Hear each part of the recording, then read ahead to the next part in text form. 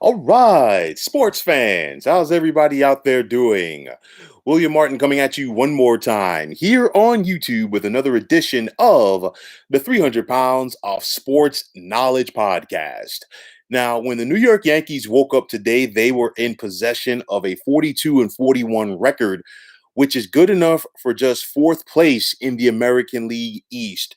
The Yankees currently find themselves 10 games behind the first place Boston Red Sox in that division, while they are also 5.5 games behind the Oakland Athletics for the final wildcard spot in the American League. Now, yesterday, the Yankees were able to barely split a doubleheader with their crosstown rivals and the New York Mets in order to avoid going under 500. But in that first contest, we saw the Yankees come apart as they just imploded in that seventh inning. Aroldis Chapman, their closer, gave up the lead, and then after that, he could not seal the deal. He was substituted, and then the floodgates just opened up as the Metropolitans won that game by the score of 10-5. You look at this lineup right now, and you know what? Wow, they have the talent there, but they're just not getting it done. You look at the Yankees overall, they're 13th in the American League in hits, while they're also last in doubles and last in runs scored. And that's, very hard to believe when you have some of the heavy hitters on this lineup that they do, but they're just not getting it done right now. The pitching has held up for the most part this season. They're fifth in the American League in team earned run average. But, recently, Garrett Cole is not the same Garrett Cole that he was to begin the year. And there are going to be some people that are going to speculate and say, hey, since MLB cracked down on this quote unquote sticky stuff, Cole has not been the same guy. We'll have to wait and see how he plays out for the rest of the season.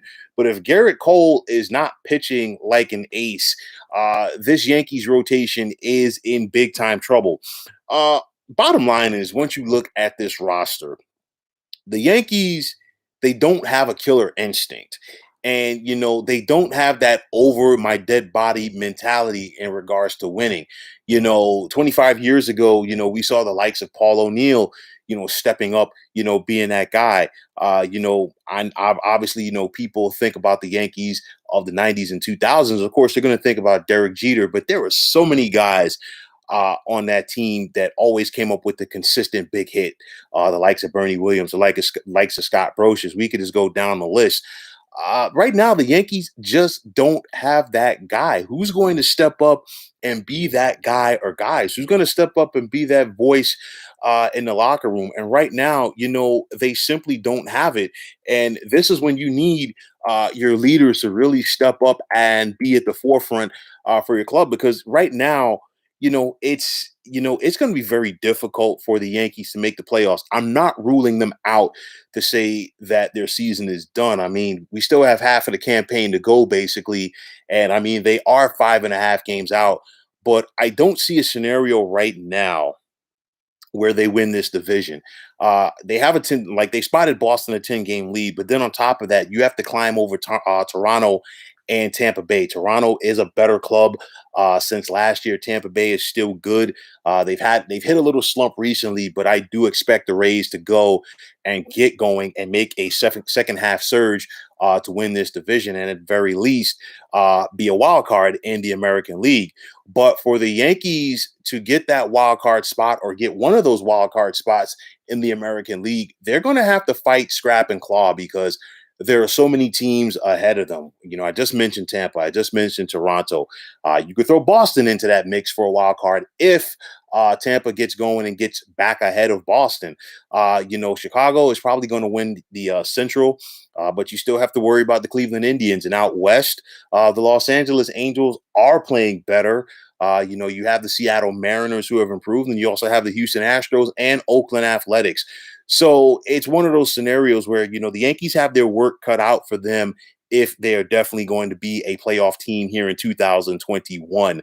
Now, New York will find themselves finishing the first half of the regular season on a 6-game road trip, 3 in Seattle and then 3 in Houston. And this is not going to be easy.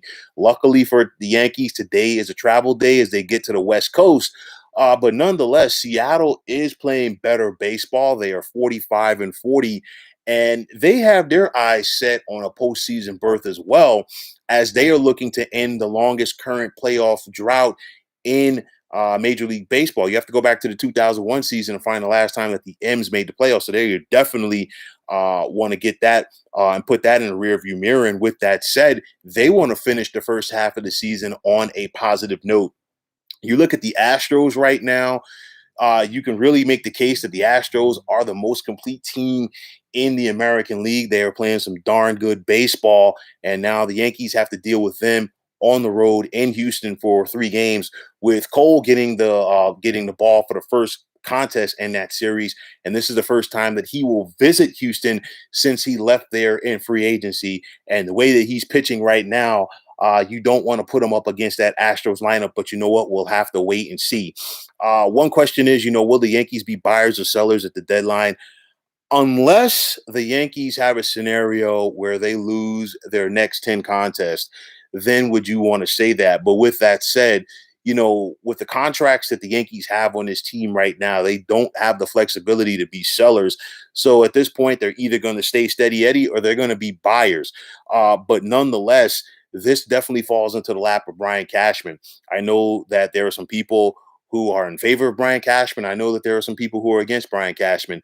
Like I've said before on previous podcasts, Brian Cashman just needs to be thankful that he does not have to deal with George Steinbrenner in his prime, because if that were the case, Cashman would have been gone several years ago. And with that said, had the Yankees been swept yesterday by the Mets and been swept overall for that series, if Steinbrenner was in his heyday, somebody would have lost their job, because that Steinbrenner did not take that lying down. But nonetheless, you look at this right now. Brian Cashman has nobody else to blame for this. This is his team. They are what they are. He has Aaron Boone as his manager, and I just don't see Aaron Boone as the guy who is going to light a fire under this Yankee team right now to get them to take that next step. So the way that you're looking at it right now, the Yankees do have the talent in their lineup to be much better than what they are. But at the end of the day, this is who they are right now. I'm not sure if they're going to be able to get out of their way to make that step for the playoffs. Like I said, the American League East is much tougher than it was last season. And honestly, the American League overall is more difficult than it was in 2020. Only 5 playoff spots this year, as opposed to the expanded postseason of 8 last year, which means that it's much more critical for you to go out there and take care of your business. We have seen how important it is to win your respective division to secure that playoff berth. That, to me, I think is out of the window right now for the Yankees. It's all about that wild card. Do they have enough to make that push? They have the talent in place, but talent alone ain't going to get it done. It's gut check time for this team. So we're going to find out who they are, whether they're going to continue to limp into the All-Star break, or are they going to find a way to climb over this adversity and take the next step. Again, 5.5 games for the final wild card spot is not a deficit that you can say it can't be overcome. It can be overcome. The Yankees still have baseball games ahead of them, but like I said, it's all about getting ahead of those teams that are ahead of them currently in the rankings, and the Yankees just have to get rolling. Maybe this West Coast trip is what the doctor ordered for the Yankees to get away, just be on the road, get their bearings, so to speak. But it also could break them because they are facing 2 good teams. We'll have to wait and see. But I guarantee you this: if the Yankees continue to play the way that they are playing right now, there will definitely be some wholesale changes in the Bronx this offseason. We've already heard from Yankees principal owner Hal Steinbrenner, giving Brian Cashman and Aaron Boone the vote of confidence, but it could be the dreaded vote of confidence. We'll have to wait and see. But the way things are going right now, and if the Yankees continue to play the way that they are, they will not be playing October baseball in the Bronx this fall.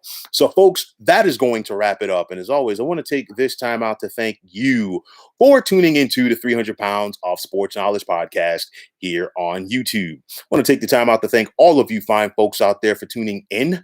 And if you have not already, please feel free to subscribe to this channel. Now, if you're on Twitter, please feel free to follow me at 300 Pounds of Sports. And like I always say, if you follow me, it will be my pleasure to follow you right back. There is also the sports discussion group on Facebook at the Sports Depot 365. You can check it out, drop a line, and be a part of one of the better sports debating sites going on social media.